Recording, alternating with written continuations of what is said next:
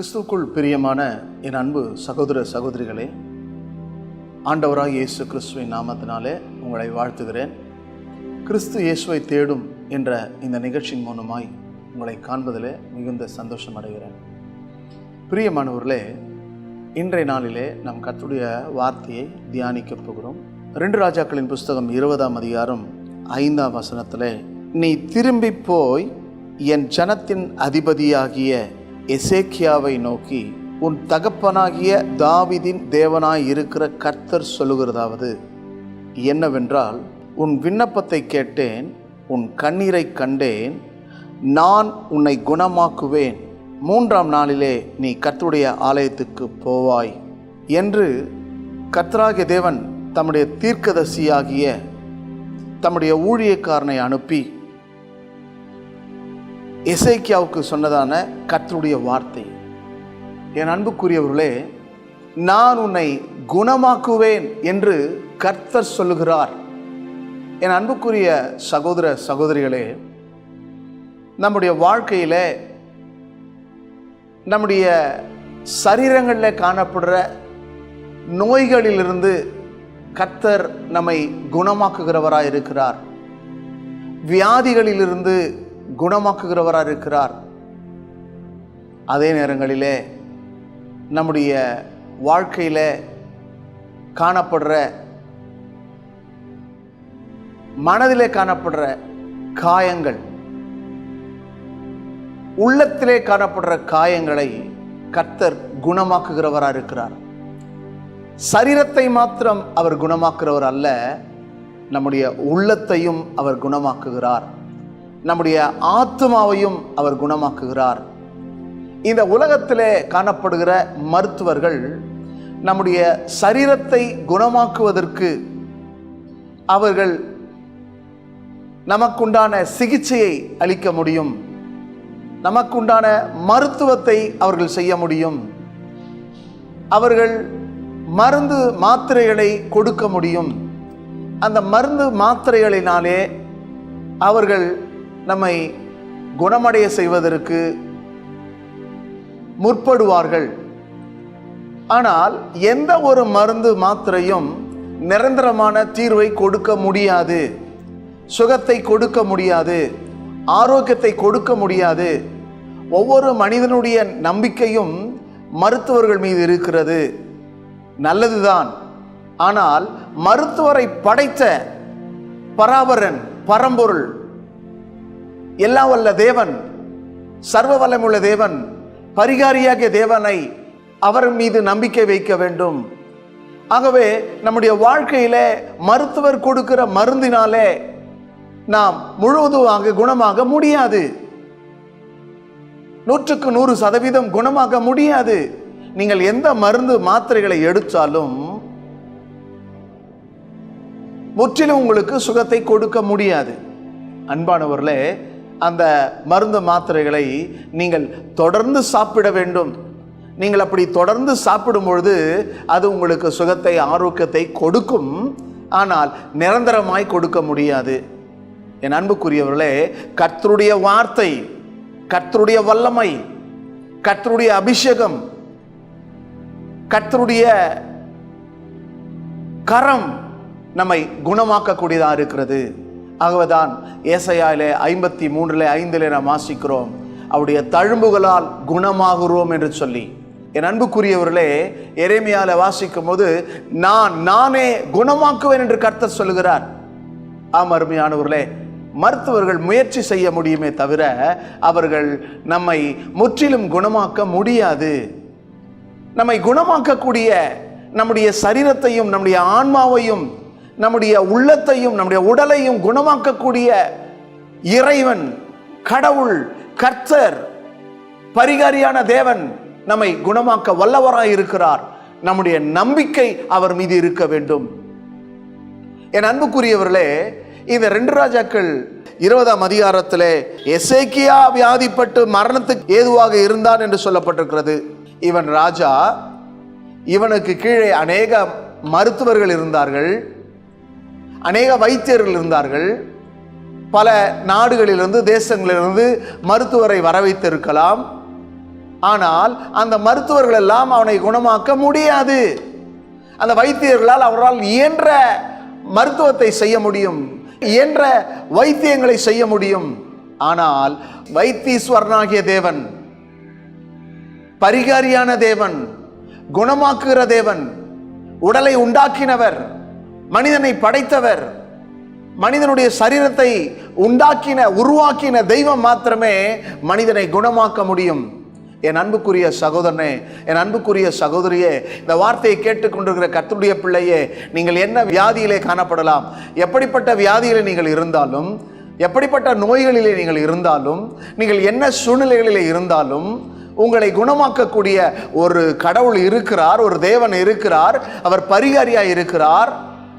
அவர் நோய்களை நீக்குகிறவராய் இருக்கிறார், நோய்களிலிருந்து விடுவிக்கிறவராய் இருக்கிறார், நோய்களை குணமாக்குகிறவராய் இருக்கிறார். ஆகவே உங்கள் நம்பிக்கையை அவர் மீது வைக்க வேண்டும். தேவனுடைய மனுஷனாகிய தீர்க்கதரிசி ஏசாயா என்னும் தீர்க்கதரிசி இந்த எசேக்கியாவினிடத்தில் வந்து சொல்லுகிற வார்த்தை, நீ மரணமடைய போகிறாய், மரணத்துக்கு ஏதுவான இந்த வியாதியிலிருந்து உன்னை காப்பாற்ற முடியாது, நீ மரிக்க போகிறாய் என்று சொன்னான். ஆனால் இந்த எசேக்கியா தன்னுடைய வாழ்க்கையில செய்த காரியம் என்ன என்றால், வேதம் சொல்கிறது, அப்பொழுது எசேக்கியா தன் முகத்தை சுவர்புறமாக திருப்பிக் கொண்டு கர்த்தரை நோக்கி, ஆ கர்த்தாவே, நான் உமக்கு முன்பாக உண்மையும் மன உத்தமமாய் நடந்து உமது பார்வைக்கு நலமானதை செய்தேன் என்பதை நினைத்தருளும் என்று விண்ணப்பம் பண்ணினான். எசேக்கியா மிகவும் அழுதான். என் அன்புக்குரியவர்களே, ஒரு அரசன், ஒரு ராஜா தனக்கு சொல்லப்பட்டதான தீர்க்கதரிசன வார்த்தையை கேட்டு, வியாதியிலே நீ மரித்து போவாய் என்றதான வார்த்தையை கேட்டு உள்ளம் உடைந்து போனான். அவனுடைய உடல், அவனுடைய மனம், அவனுடைய சிந்தை, அவனுடைய எண்ணங்கள் எல்லாம் உடைந்து போனது. அவன் குமரி கொண்டிருந்தான், அவன் வேதனையோடு கூட காணப்பட்டான். அந்த நேரத்தில் அவனுக்கு ஒரு காரியம் வெளிப்பட்டது. இந்த உலகத்தில் நம்மை படைத்த தேவனை நோக்கி பார்ப்போம், நம்மை உண்டாக்கின தேவனை நோக்கி பார்ப்போம், நமக்கு ஜீவனை கொடுத்தவரை நோக்கி பார்ப்போம் என்ற எண்ணத்தோடு கூட, விசுவாசத்தோடு கூட, நம்பிக்கையோடு கூட கர்த்தராகிய தேவனை நோக்கி பார்த்தான். என் அன்புக்குரியவர்களே, வேதம் அப்படி சொல்லுகிறது. எசேக்கியா சுவர்புறமாக தன் முகத்தை திருப்பிக் கொண்டு கர்த்தரை நோக்கி, வைத்தியரிடத்தில் அல்ல, மருத்துவரிடத்தில் அல்ல, எந்த மனிதனிடத்தில் அல்ல, கர்த்தரை நோக்கி அவன் தன்னுடைய விண்ணப்பத்தை ஏறெடுக்க ஆரம்பித்தான். நம்முடைய தேவன் ஜெபத்தை கேட்கிறவராயிருக்கிறார், விண்ணப்பத்தை கேட்கிறவராயிருக்கிறார், நமக்கு பதிலளிக்கிறவராயிருக்கிறார்.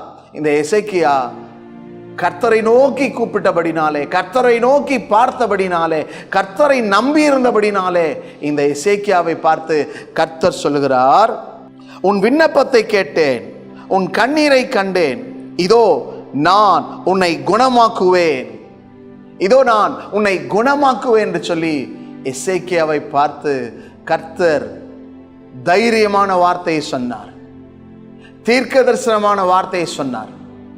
இந்த தீர்க்க தரிசனமான வார்த்தை எசேக்கியாவை உயிர்ப்பித்தது, எசேக்கியாவை குணமாக்கியது, எசேக்கியாவுக்கு ஒரு தைரியத்தை கொடுத்தது. இந்த வார்த்தை கேட்டுக்கொண்டிருக்கிற என் அன்பு சகோதரனே, சகோதரியே, ஒருவேளை நீ கேன்சர் வியாதினாலே, புற்றுநோயினாலே நீ கஷ்டப்பட்டு கொண்டிருக்கலாம், அல்லது காச நோயினாலே, டிபி நோயினாலே நீ கஷ்டப்பட்டு கொண்டிருக்கலாம், அல்லது உன்னுடைய யூட்ரஸ்ல ப்ராப்ளமா இருக்கலாம், உன்னுடைய கருப்பையில பிரச்சனைகள் இருக்கலாம்,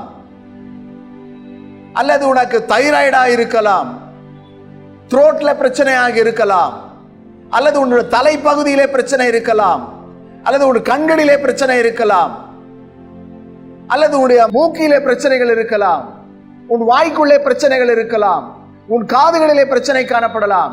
உன் உச்சன் தலை முதல் உள்ளங்கால் வரையிலும் நீ எப்படிப்பட்ட நோயிலே காணப்பட்டாலும் உன்னை குணமாக்குற ஒரு தேவன் இருக்கிறார், உன்னை விடுவிக்கிற ஒரு தேவன் இருக்கிறார், உன்னை சுகமாக்குற ஒரு தேவன் இருக்கிறார். எசேக்கியா கர்த்தரை நோக்கி பார்த்தான்.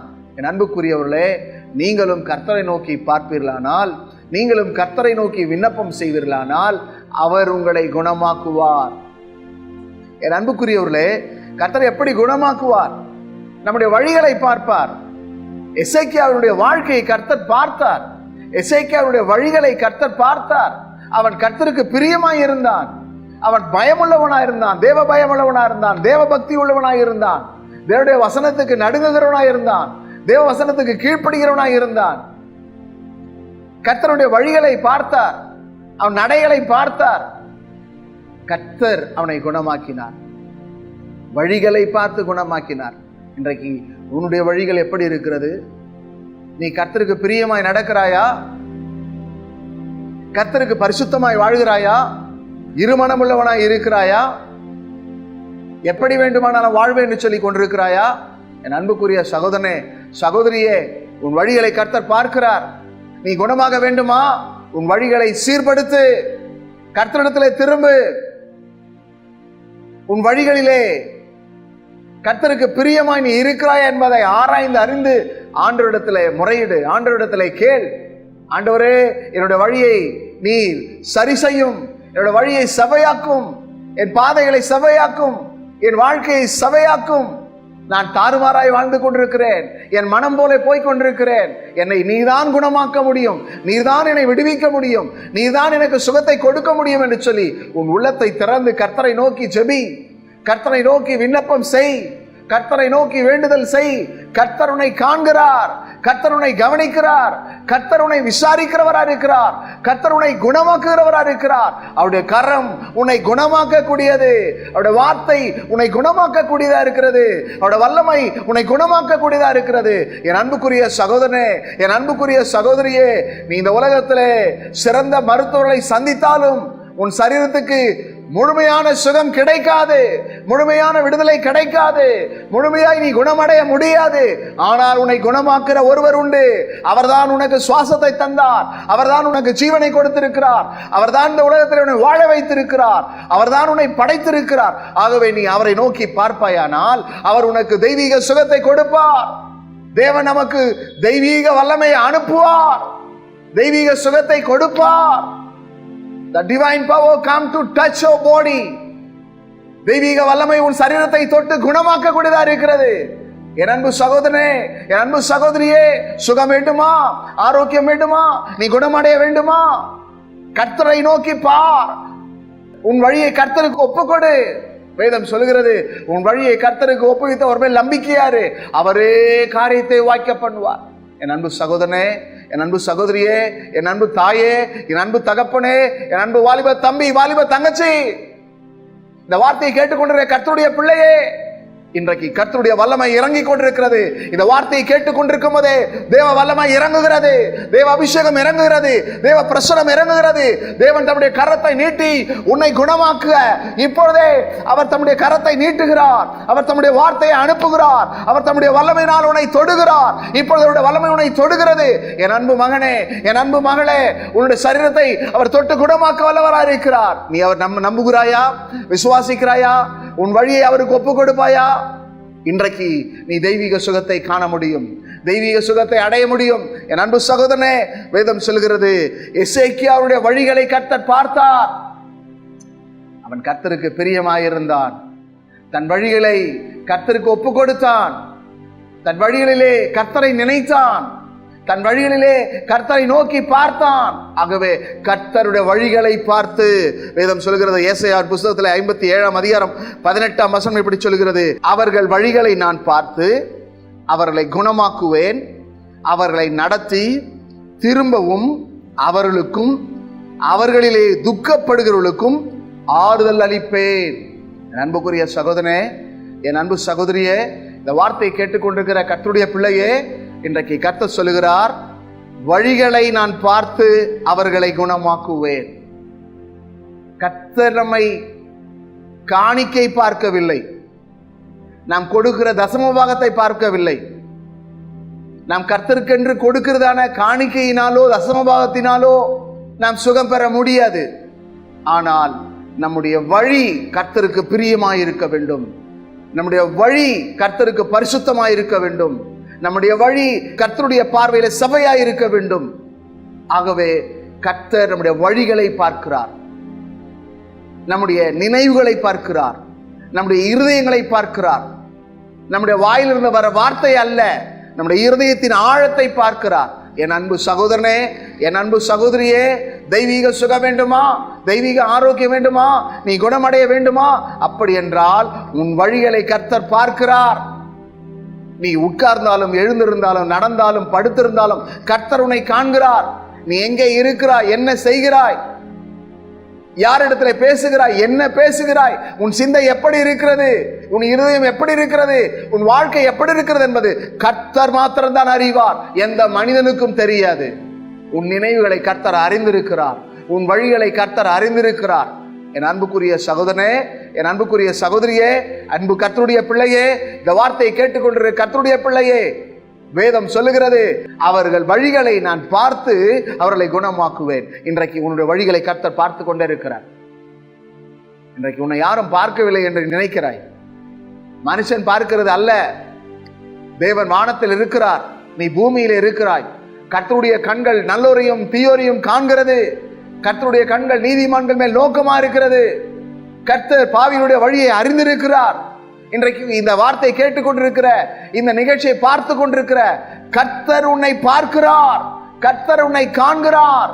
கர்த்தர் உன்னை கவனிக்கிறார். நிச்சயமாய் அவர் உன் வழிகளை பார்த்து உன்னை குணமாக்க வல்லவரா இருக்கிறார். என் அன்பு சகோதரனே, என் அன்பு சகோதரியே, என் அன்பு தேவனுடைய பிள்ளையே, இந்த வார்த்தையை கேட்டுக்கொண்டிருக்கிற கர்த்தருடைய பிள்ளையே, அவர்கள் வழிகளை நான் பார்த்து குணமாக்குவேன். இன்றைக்கு நீ எப்படி வாழ்ந்து கொண்டிருக்கிறாய்? உன் வழிகள் கர்த்தருக்கு பிரியமா இருக்கிறதா? உன் வழிகள் கர்த்தருக்கு பரிசுத்தமா இருக்கிறதா என்பதை ஆராய்ந்து அறிந்து உன்னை சரி செய்து கொள். மற்றவர்களை பாராதே, உலகத்தை பாராதே, மனுஷனை பாராதே, உறவுகளை பாராதே, ஊழியர்களை பாராதே, கர்த்தரை பார். உன் வழிகள் கர்த்தருக்கு பிரியமா இருக்க வேண்டும். உன் வழிகளை நீ சரிப்படுத்திக் கொள். உன் வழியை சீர்படுத்து. நீ கர்த்தருடைய வார்த்தையை கேட்டு அதன்படி நடப்பாயானால் உன் வழிகள் சீராக மாறும். உன் வழிகள் பரிசுத்தமாக மாறும். நீ கர்த்தருடைய வழியிலே நடக்கும் போது அதிலே கர்த்தர் பிரியமாயிருப்பார். கர்த்தர் பிரியமாயிருப்பார். என் அன்புக்குரிய சகோதரனே, சகோதரியே, என் அன்பு கர்த்தருடைய பிள்ளைகளே, இந்த நாளிலே கர்த்தருடைய கரம் உன்னை தொட்டு குணமாக்கக்கூடியதா இருக்கிறது. நான் அவர்கள் வழிகளை பார்த்து அவர்களை குணமாக்குவேன். ஒன்று. இரண்டாவதாக எரேமியாவின் புஸ்தகம் 3:22 சொல்கிறது, சீர்கெட்ட பிள்ளைகளே திரும்புங்கள், உங்கள் சீர்கேடுகளை குணமாக்குவேன் என்றார். இதோ உம்மிடத்தில் வருகிறோம், நீரே எங்கள் தேவனாகிய கர்த்தர். என் அன்புக்குரிய கர்த்தருடைய பிள்ளையே, குணமாவேன் என்று நாம் நம்ப வேண்டும், விசுவாசிக்க வேண்டும். நாம் திரும்பும் போதுதான் குணமாகும். ஒன்று, கர்த்தரிடத்தில் திரும்ப வேண்டும். இரண்டாவது, மனம் திரும்ப வேண்டும். நீ யார் என்பதை அறிந்து உன் பாவங்களை அறிக்கையிட்டு, உன் மீறுதல்களை கர்த்தருடைய சமூகத்திலே அறிக்கையிட்டு நீ கர்த்தரிடத்தில் திரும்பும் போது கர்த்தர் உன்னை குணமாக்குவார். நீ திரும்பினால் குணமாக்குவார்.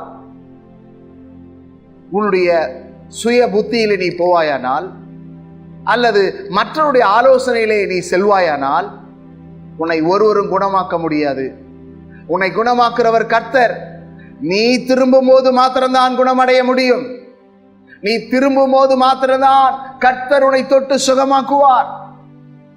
நீ திரும்புவாயா? மனம் திரும்புவாயா? கர்த்தரிடத்திலே திரும்புவாயா? தீய வழிகளை விட்டு திரும்புவாயா? பொல்லாத வழிகளை விட்டு திரும்புவாயா? தீய பழக்கத்தை விட்டு திரும்புவாயா? தீய குணங்களை விட்டு திரும்புவாயா? நீ திரும்பும் போது கர்த்தர் குணமாக்குவார்.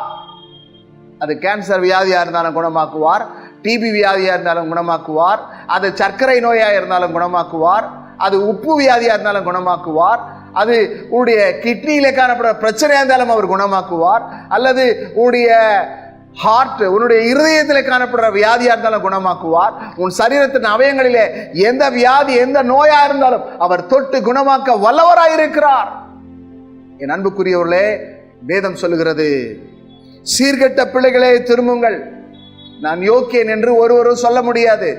நான் பரிசுத்தவான் என்று ஒருவரும் சொல்ல முடியாது. நான் நீதிமான் என்று ஒருவரும் சொல்ல முடியாது.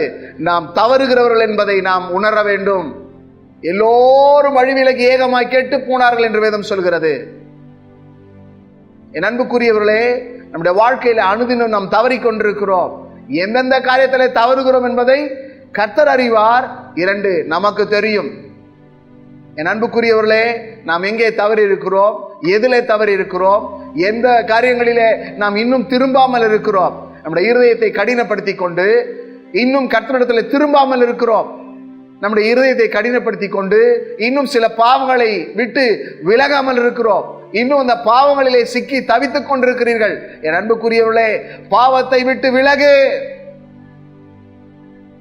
உடைய தீய குணங்களை விட்டு விலகு, தீய சுபாவத்தை விட்டு விலகு. கர்த்தர் உன்னை குணமாக்குவார். நீ குணமாக வேண்டுமா?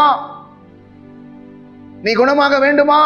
என் அன்புக்குரிய சகோதரனே, சகோதரியே, என் அன்புக்குரிய பிள்ளைகளே, இந்த வார்த்தையை கேட்டுக்கொண்டிருக்கிற கர்த்தருடைய பிள்ளையே, உன்னை குணமாக்குறவர் கர்த்தர். எப்பொழுது குணமாக்குவார்? நீ அவரிடத்தில் திரும்பும் போது அவர் குணமாக்குவார். இன்றைக்கு திரும்புவாயா? மனம் திரும்புவாயா? கர்த்தர் சொல்லுகிறார், சீர்கெட்ட பிள்ளைகளே, இன்றைக்கு நாம் எப்படி இருக்கிறோம்? வேத வசனத்தின்படி வாழ்கிறோமா? கர்த்தருக்கு பரிசுத்தமாய் வாழ்கிறோமா? நாம் எப்படி வாழ்கிறோம் என்பதை ஆராய்ந்து அறிந்து கர்த்தரிடத்தில் திரும்புவோம். அப்படி கர்த்தரிடத்தில் திரும்பும் போது கர்த்தர் நம்மை குணமாக்குகிறவராக இருக்கிறார். நினைவை பட்டணத்தை குறித்து நாம் வாசிக்கிறோம். தீர்க்கதரிசி யோனா போய் சுவிசேஷத்தை சொல்லுகிறார். ஜனங்கள் மனம் திரும்புகிறார்கள்.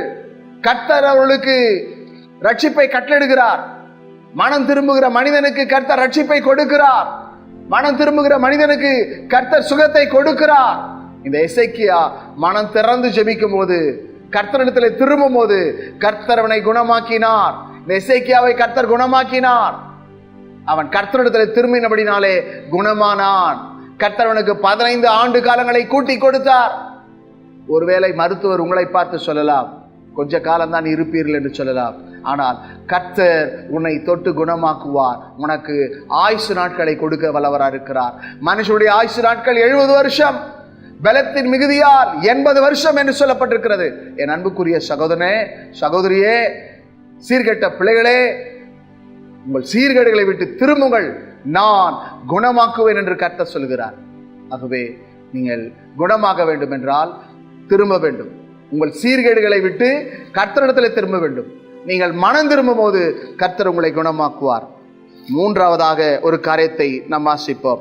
மத்தேயு சுவிசேஷம் 8ஆம் அதிகாரத்தில் 13ஆம் வசனத்தில் சொல்லுகிறது, பின்பு இயேசு 100க்கு அதிபதியை நோக்கி, நீ போகலாம், நீ விசுவாசத்தபடியே உனக்கு ஆக கடவது என்றார். அந்த நாழிகையிலே அவன் வேலைக்காரன் சொஸ்தமானான். இங்கே நாம் வாசிக்கும் போது 100க்கு அதிபதி என்றதான ஒரு மனுஷன் ஆண்டவராகிய இயேசு கிறிஸ்துவை குறித்து கேள்விப்பட்டு அவரிடத்திலே வந்து தன் வேலைக்காரனுக்காக வேண்டிக் கொண்டான். எப்படி வேண்டிக் கொண்டானாம்? விசுவாசத்தோடு கூட வேண்டிக் கொண்டான். ஆகவே கர்த்தராகிய இயேசு அவனுடைய விசுவாசத்தை கண்டார். ஒரு மனிதன் எப்படி சுகம் பெற வேண்டும்? விசுவாசம் இருந்தால் சுகம் பெற முடியும். அவனுக்குள்ளே விசுவாசம் இருந்தது. 100க்கு 100 விசுவாசம் எங்க இருந்தது? உள்ளத்தில் இருந்தது. இன்றைக்கு அநேகர் விசுவாசம் என்று சொல்லிக் கொண்டிருப்பார்களே தவிர அது உதட்டிலே தான் இருக்கும். ஆனால் உள்ளத்திலே இருந்தால் தெய்வீக சுகம் கிடைக்கும். என் அன்புக்குரிய சகோதரனே, என் அன்பு சகோதரியே, என் அன்பு கர்த்தருடைய பிள்ளையே, இந்த மத்தேயு சுவிசேஷம் 8ஆம் அதிகாரம் 13ஆம் வசனத்துல இந்த 100க்கு அதிபதிக்குள்ளே ஒரு விசுவாசம் இருந்தது. 100க்கு 100% அவனுக்குள்ள விசுவாசம் இருந்தது. ஆகவே தேவனாகிய கர்த்தர் அவனுடைய வேலைக்காரனை சொஸ்தமாக்கினார். அவனோட வேலைக்காரன் சொஸ்தமானான். யாருடைய விசுவாசத்தினால? வேலைக்காரருடைய விசுவாசம் அல்ல, தன்னுடைய எஜமானுடைய விசுவாசத்தினால, 100க்கு அதிபதியுடைய விசுவாசத்தினால. இந்த செய்தியை கேட்டுக்கொண்டிருக்கிற கர்த்தருடைய பிள்ளையே, உங்களுக்கு அருமையானவர்கள் ஒருவேளை வியாதிப்பட்டிருக்கலாம். நீங்கள் அவருக்காய் வேண்டிக் கொள்ளும் பொழுது அவர்கள் சுகமாக, நிச்சயமாய் கர்த்தர்களை சுகமாக்குவார். உங்களுடைய வேண்டுதல், உங்களுடைய விசுவாசம், உங்களுடைய நம்பிக்கை அவர்களுக்கு தெய்வீக சுகத்தை கொடுக்க முடியும். ஆனால் நீங்கள் அவர்கள் பேரிலே பற்றுதலாயிருந்து, அன்பாயிருந்து, அவர்களை குறித்துதான ஒரு கரிசனை உங்களுக்குள்ள இருந்தால், நீங்கள் அப்படி ஜெபித்தால் கர்த்தர் உங்களுக்கு அருமையான எந்த நபராய் இருந்தாலும், அது சகோதரனாக இருந்தாலும், சகோதரியாக இருந்தாலும், தாயாக இருந்தாலும், தகப்பனாக இருந்தாலும், கணவனாக இருந்தாலும், மனைவியாக இருந்தாலும், பிள்ளைகளாக இருந்தாலும், யாராக இருந்தாலும் அவர்களை தொட்டு அவர் குணமாக்குவார். அவர் தம்முடைய வசனத்தை அனுப்பி அவர்களை குணமாக்குவார். சங்கீதம் சொல்கிறது, சங்கீதம் 107:20 சொல்கிறது, அவர் தமது வசனத்தை அனுப்பி அவர்களை குணமாக்கி அவர்களை அழிவுக்கு தப்புவிக்கிறார். 100க்கு அதிபதியின் வேலைக்காரனுக்கு கர்த்தர் தம்முடைய வார்த்தையை அனுப்பினார். அந்த வார்த்தை வேலைக்காரனை சுகமாக்கினது, சொஸ்தமாக்கினது, குணமாக்கினது. என் அன்புக்குரிய சகோதரனே, சகோதரியே, இந்த வார்த்தை கேட்டுக்கொண்டிருக்கிற உங்கள் வாழ்க்கையில கர்த்தர் குணமாக்கும்படியாய் நம்முடைய கரத்தை நீட்டி குணமாக்குவார். இன்றைய நாளிலே நான் வாசித்த வேத பகுதியிலே 2 ராஜாக்கள் 25 வாசித்த போது விண்ணப்பத்தை கேட்டார், கண்ணீரை கண்டார், அவனை கர்த்தர் குணமாக்கினார். எசேக்கியாவை கர்த்தர் குணமாக்கினார்.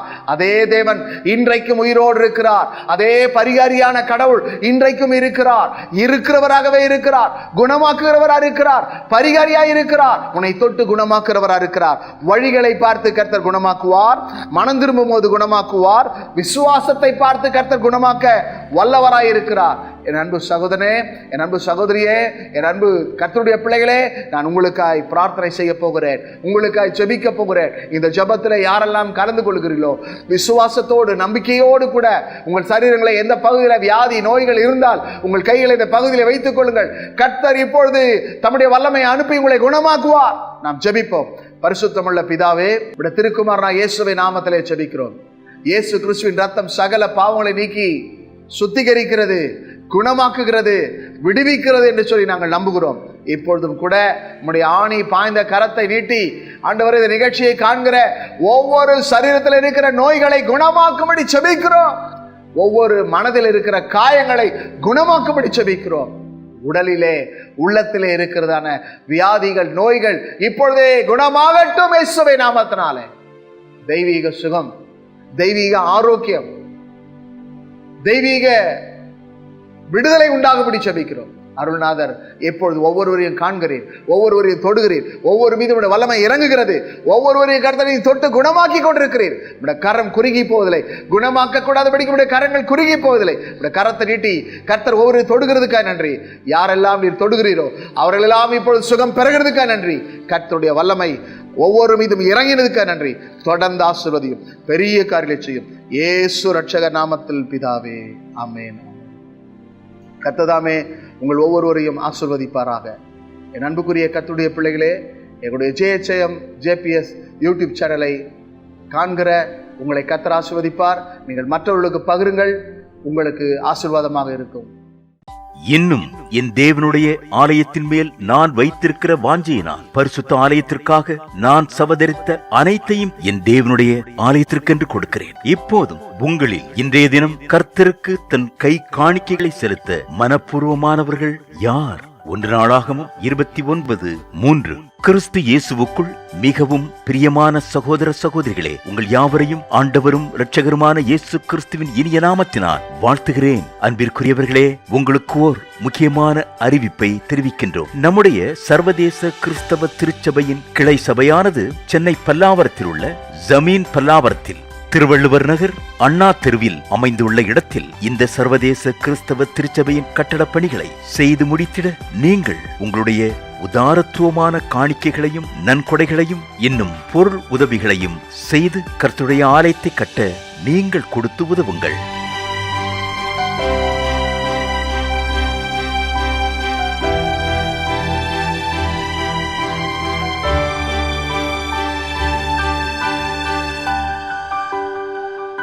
இந்த சர்வதேச கிறிஸ்தவ திருச்சபையின் கட்டிட நிதி அளிப்பவர்கள் ஜீசஸ் ஹியர்ஸ் இன்டர்நேஷனல் மினிஸ்ட்ரீஸ் என்ற பெயரில் காசோலையாகவோ அல்லது பணமாகவோ செலுத்தலாம். எங்களுடைய வங்கி கணக்கு எண் HDFC 50104662242167. IFSC கோட் HDFC 00041166 என்ற எண்ணிற்கு அனுப்புங்கள். கர்த்தருடைய ஆலயத்தை கட்டுவதற்கு உங்கள் கரத்தை நீட்டுங்கள். கர்த்தராகிய தேவன் உங்களையும் உங்கள் குடும்பத்தையும் உங்கள் பிரயாசத்தையும் எவன் தண்ணீர் பாய்ச்சுகிறானோ அவனுக்கு தண்ணீர் பாய்ச்சப்படும். நீதிமொழிகள் 11:25 என்ற தேவனுடைய வார்த்தையின்படியே ஆசீர்வதித்து வழிநடத்துவார். இப்படிக்கு உங்கள் போதகர் ஜஸ்டின் பிரபாகரன். மிக்க நன்றி.